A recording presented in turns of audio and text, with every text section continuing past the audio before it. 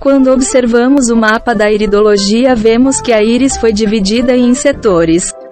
Cada setor representa uma parte específica do corpo. Nossa íris pode refletir o estado biológico orgânico, metabólico e celular dos órgãos de uma forma qualitativa, mas não é possível identificar uma doença. O ceticismo surge por parte de pessoas pois questionam como a íris, uma estrutura ocular, pode refletir todas as áreas do corpo? Existem marcadores biológicos mensuráveis que possam quantificar essa transmissão? E até que ponto ela pode ser fiel ao que está ocorrendo dentro do corpo? Como disfunções nos órgãos específicos seriam refletidos na íris?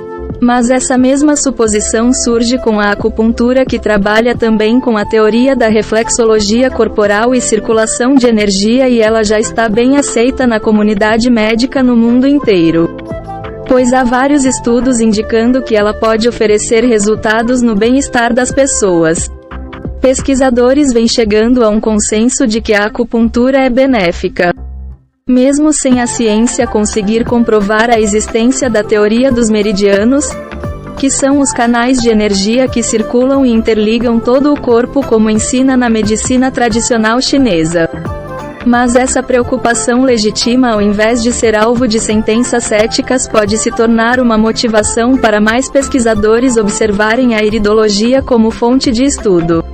Atualmente no Brasil, a iridologia não é regulamentada para a prática médica, mas ela é usada no trabalho de terapeutas naturopatas e naturólogos e alguns outros profissionais de saúde que a utilizam ela como recurso complementar de avaliação na anamnese do paciente.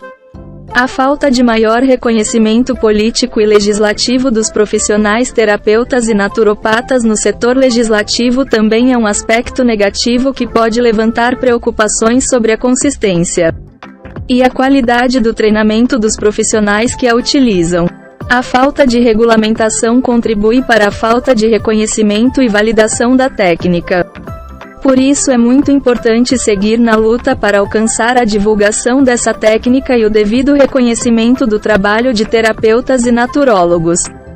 A iridologia precisa de apoio por parte dos profissionais de saúde que trabalham com essa técnica e de pesquisadores com bom ânimo para melhorar as bases de fundamentação científica, para que se fundamente melhor a metodologia e os estudos e que se possa esclarecer o verdadeiro potencial da iridologia no bem-estar humano.